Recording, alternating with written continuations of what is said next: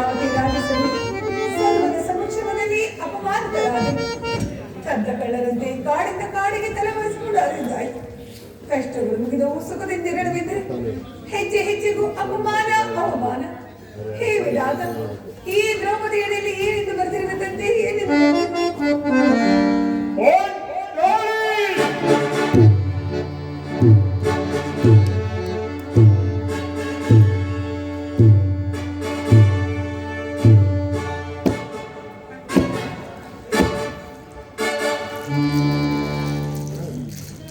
ಇವಳಿಗೆ ಈ ರೀತಿ ಚಿಂತಾಮಗ್ನರಾಗಿರುವುದು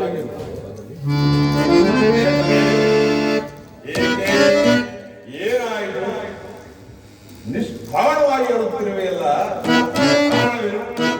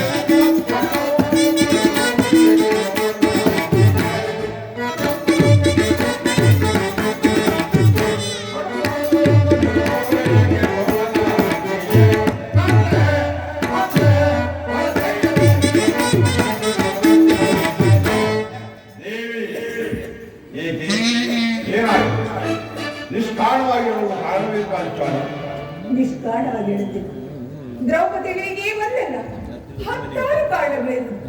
ನೀವು ಪುರುಷರು ಯಾರಾದರೂ ಅಪಮಾನ ಮಾಡಿದರೆ, ಅವಮಾನ ಮಾಡಿದರೆ ನೀವೇ ಪ್ರತಿಕಾರ ಮಾಡಬೇಕು. ಆದರೆ ಸ್ತ್ರೀ ವಿಚಾರ ಹಾಗಲ್ಲ. ಅನ್ನ ವಸ್ತುಗಳಿಗಾಗಿ ಅವಳು ಪರರನ್ನು ಆಶ್ರಯಿಸಬೇಕು. ಅವಳ ಆತ್ಮ ಗೌರವವನ್ನು ರಕ್ಷಿಸಿಕೊಳ್ಳಲು ಅವಳಿಗೆ ಅನ್ಯರ ಮಧ್ಯೆ ಆಗಬೇಕಿದೆ. ಹೇಳಿದಾಗ ಇಂಥ ಅಪರಾಧೀನ ಸ್ತ್ರೀ ಜಾತಿಗೆ ಏಕೆ ಸೃಷ್ಟಿಸಿರುವುದಂತೆ?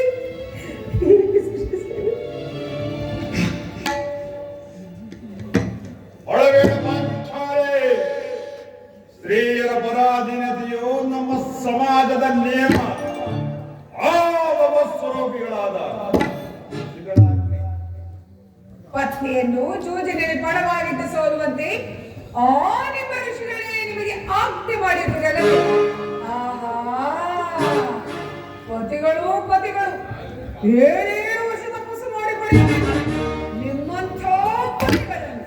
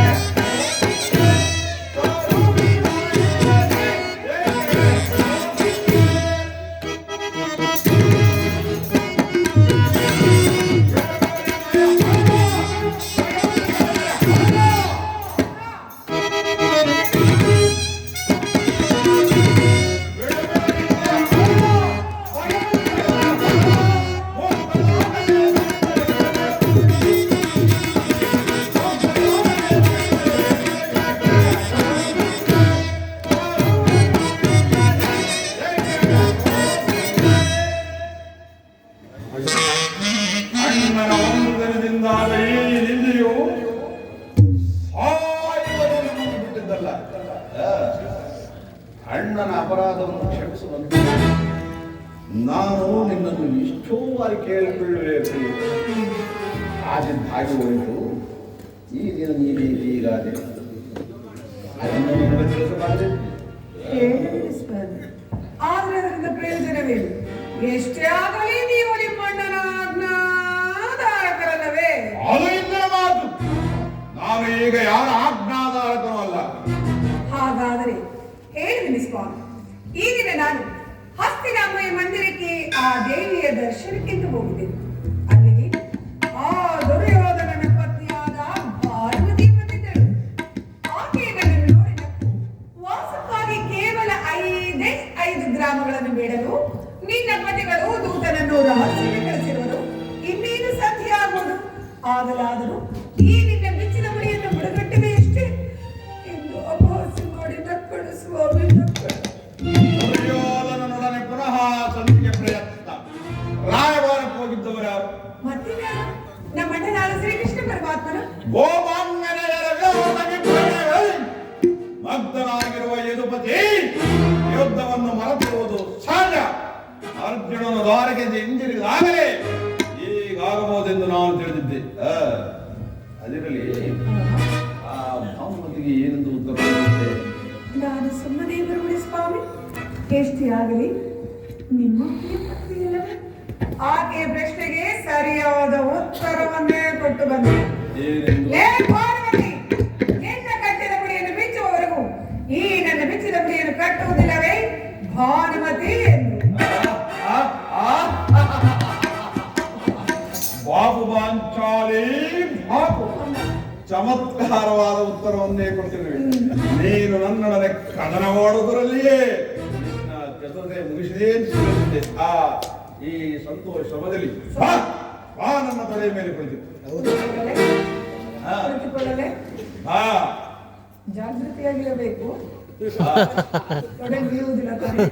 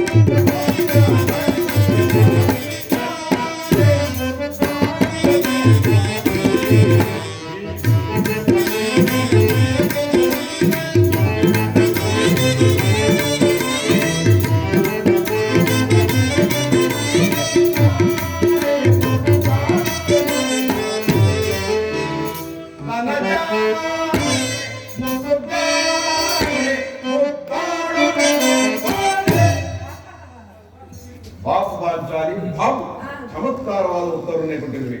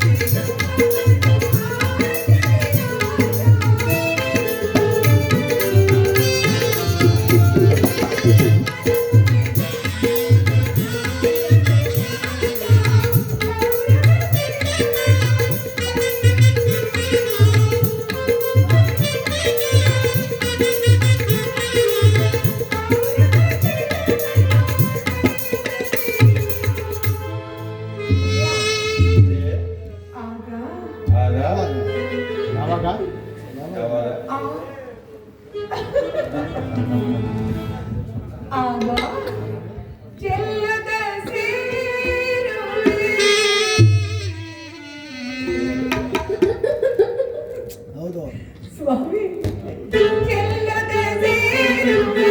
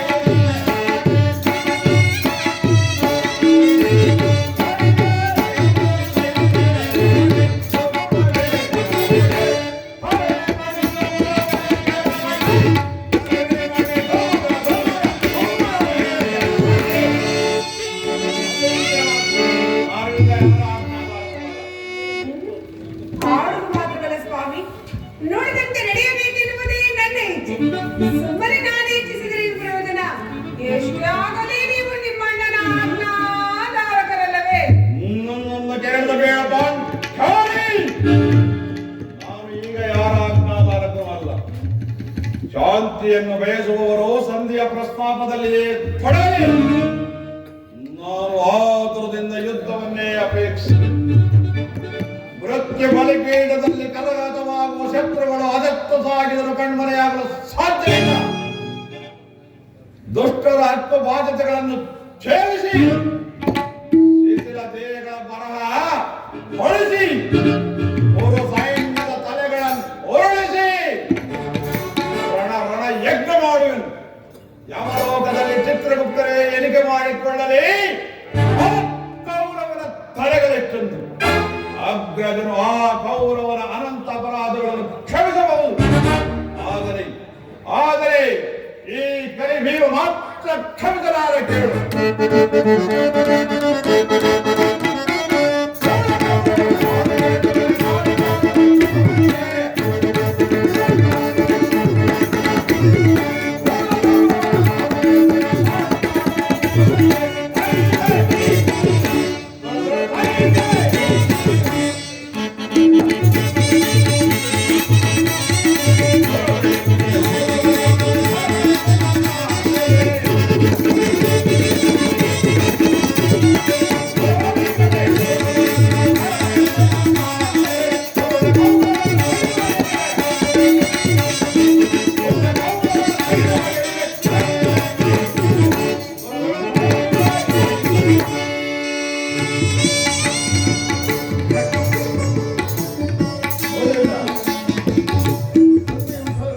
ಭೀಮಸೇನನು ಕೇವಲ ಸಿಂಹದಂತೆ ಪ್ರಜ್ವಲಿಸುತ್ತಿರುವನು.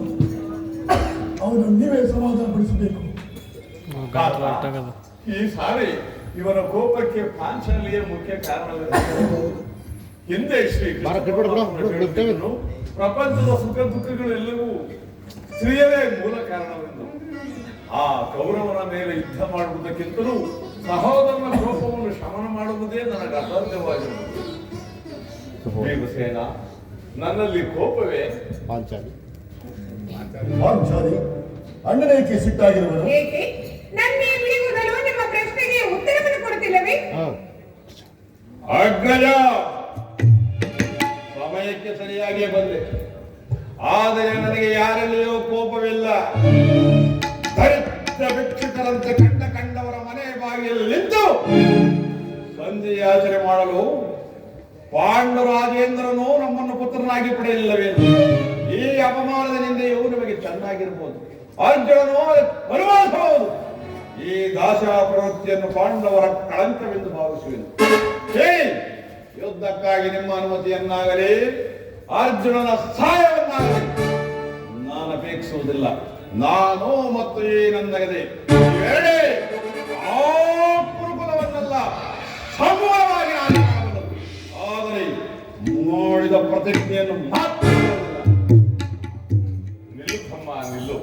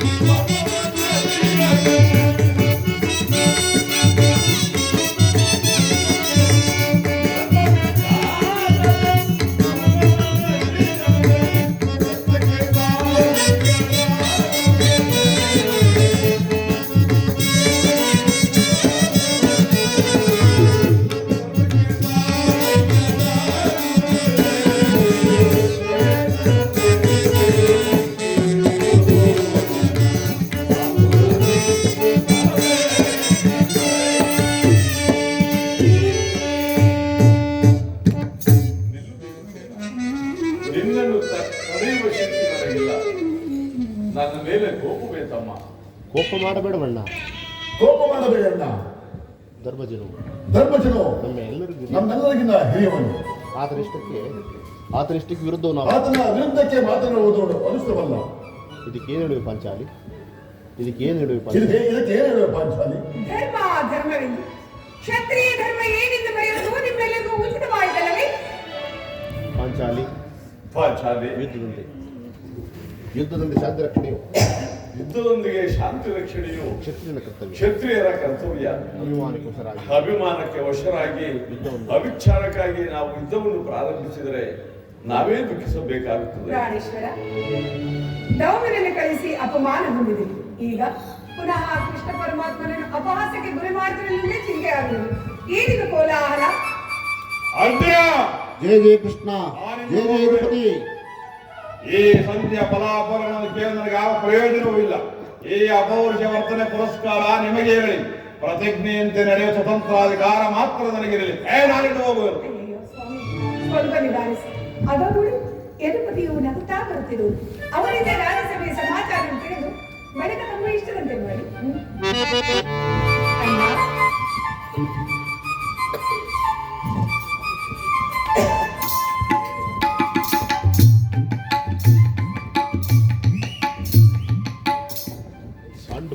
ಪ್ರಣಾಮಗಳನ್ನು. ಪಾಂಡುಪುತ್ರರ ಪ್ರಣಾಮಗಳನ್ನು ಸ್ವೀಕರಿಸು ಪರಮಾತ್ಮ. ವಿಜಯಶಾಲಿಯಾಗಿ ಪಾಂಡುಪುತ್ರರೇ.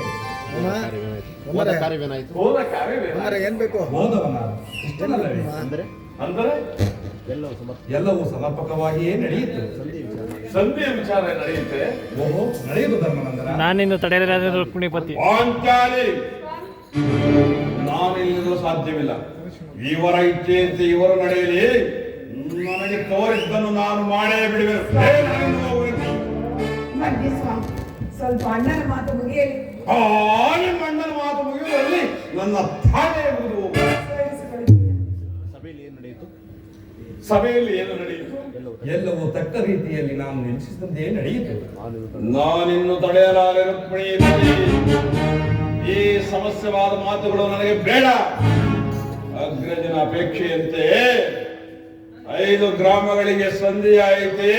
ಸಂಧಿ ನಾನು ಹೋದದ್ದು ಅದಕ್ಕಾಗಿ ಅಲ್ಲವೇ ಭೀಮಸೇನ? ಕೃಷ್ಣ, ಈಗ ತಿಳಿಯಿತು ನಿನ್ನ ಅಭಿಮತ. ಅಜ್ಞಾತ ವಾಸದ ನೆಪದಿಂದ ಅರ್ಜುನನಿಗೆ ಬೆಳೆ ತೋರಿಸಿದೆ.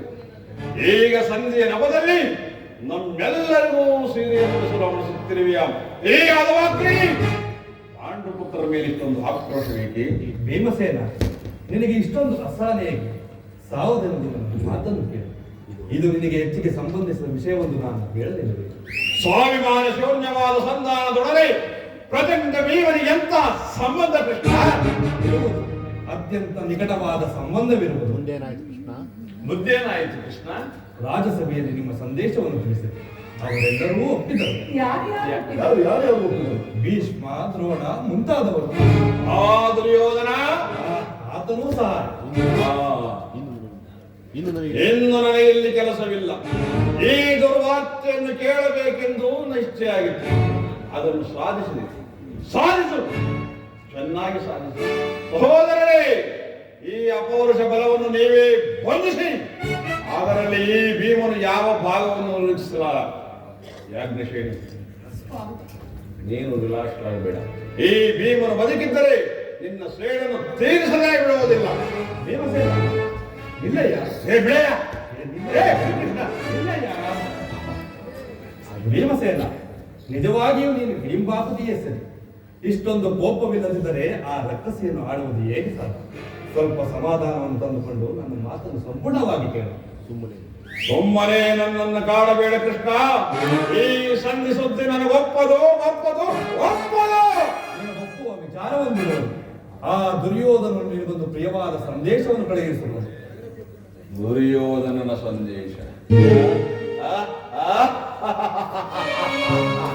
ಈ ಜಗಜ್ಜಟ್ಟಿ ಭೀಮನಿಗೆ ಆ ಪುಣ್ಯ ದುರ್ಯೋಧನನ ಸಂದೇಶ.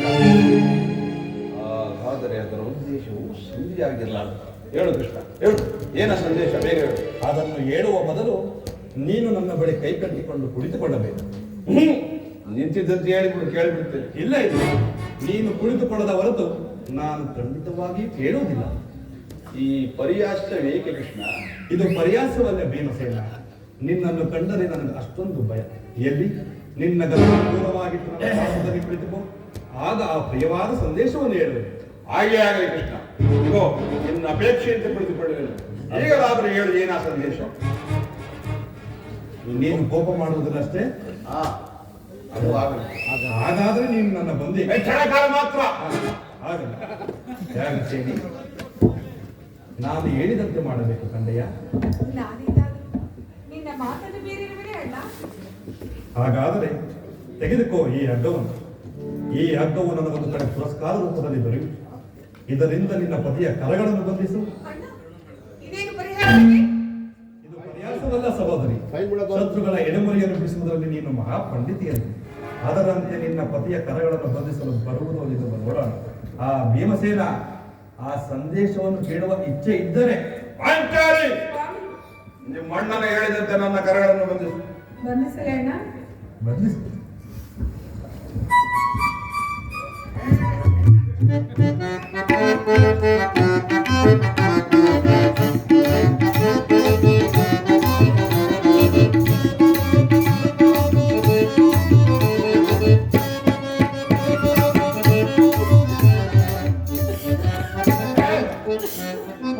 ಈ ಎಲ್ಲರೂ ಮಾರ್ಗವು ಈ ದಿನ ರಾಜಸಭೆಯಲ್ಲಿ ನನ್ನ ಅಂಗಾಂಗವನ್ನು ಬಂಧಿಸಲು ಅರ್ವಾಯಿತು. ಯಾರು ಯಾರು ಯಾರು ಯಾರು? ಯಾರು ಯಾರು ಯಾರು ಈ ಕಾರ್ಯವನ್ನು ಮಾಡಿದವರು? ಯಾರು ಮಾಡಿದವರು?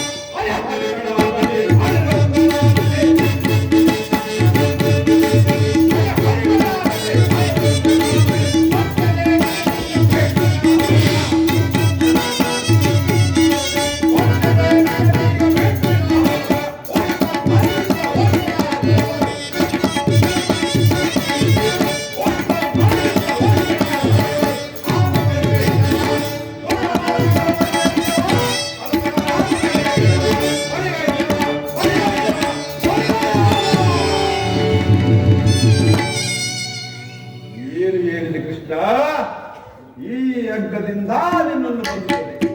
ಯಾರು ಯಾರು ಅದು ಆತ್ಮರ ಬೇಗ ಹೇಳು. ಅಭಿಮಾನಿಯಾದ ದುರ್ಯೋಧನನು ಆಜ್ಞೆ ಮಾಡಿದನು.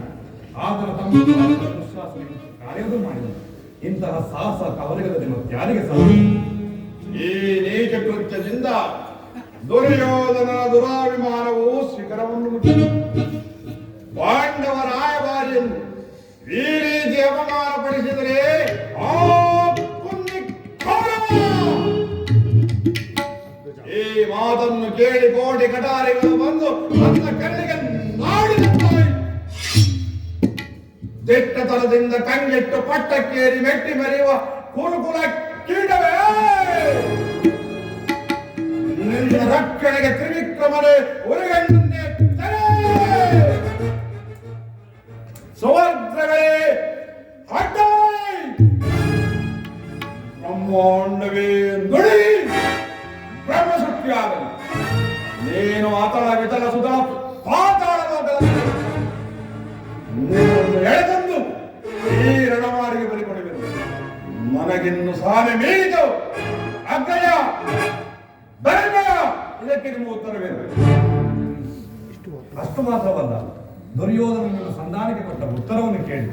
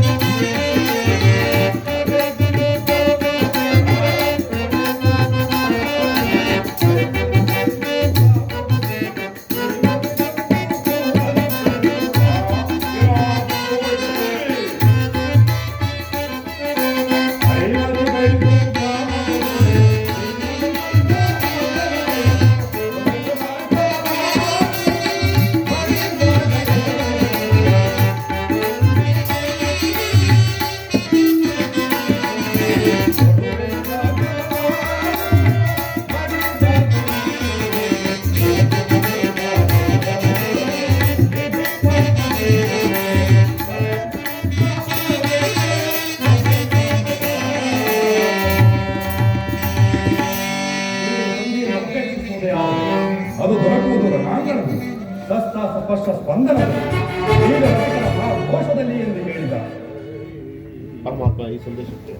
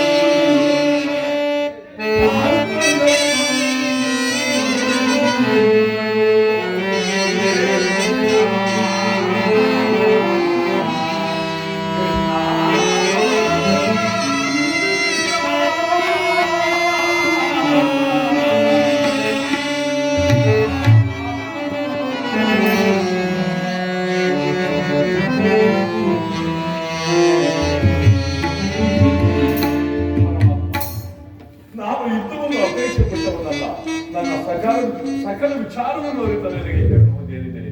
ಇನ್ನು ಮುಂದೆ ನಿನ್ನ ಚಿತ್ತವಿಚ್ಛಿಷ್ಟೇ ಆಗಲಿ ಪರಮಾತ್ಮ. ಪಾಂಚಾಲಿ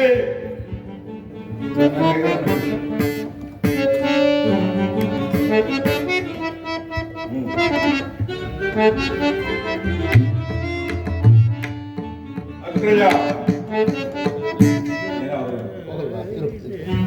ಧನಂಜಯ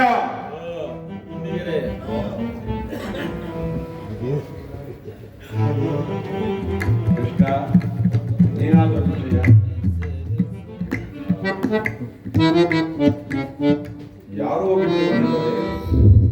ಯಾರೋ ಬಿಟ್ಟಿರುವುದಿಲ್ಲವೇ? ಬೇಡ ಬೇಡ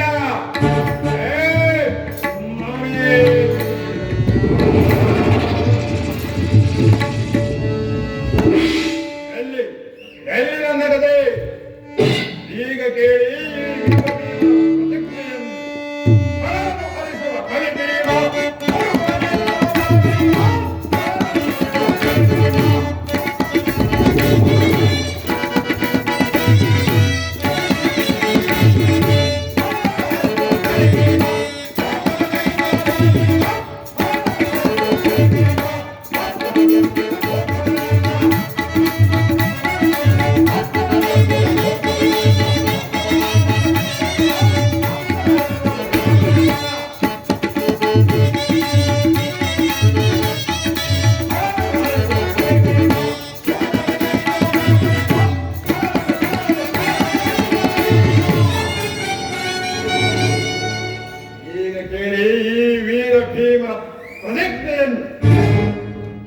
ನಾನು ವಾಯುದೇವರ ಅಂಶದಿಂದ ಜನಿಸಿದ್ದೆ ಸತ್ಯವಾಗಿದೆ. ವೀರ ಮಾತೆ ಬುದ್ಧಿ ಸ್ಥಳಪಾನ ಮಾಡಿದ್ದೆ ನಿಜವಾಗಿದ್ದರೆ ನಾಡಿನ ಭಯಂಕರವಾದ ಯುದ್ಧದಲ್ಲಿ ಆ 99 ಸಹೋದರರನ್ನು ನಾಶ ಮಾಡಿ ಅವನ 11 ಅಕ್ಷಯ ಸೈನ್ಯವನ್ನು ಪುಡಿಪುಡಿ ಮಾಡಿ ಒಬ್ಬಿದ ದುಶ್ಯಾಸನನ ಒಪ್ಪಿಸುವ ಸ್ಥಳವನ್ನು ಪಾಂಚಾಲಿ ಗುರಿಗಟ್ಟಿಸಿ ರಾಜ್ಯಪದದಿಂದ ಕಾಮಾಂಧನಾಗಿ ದ್ರೌಪದಿಯನ್ನು ತೊಡೆ ಮೇಲೆ ಕುಳಿತುಕೋ ಬಾ ಎಂದು ಕರೆದ. ಅವನ ಬಲತೊಡೆಯನ್ನ ಈ ನನ್ನ ಗದಾದ ದಂಡದಿಂದ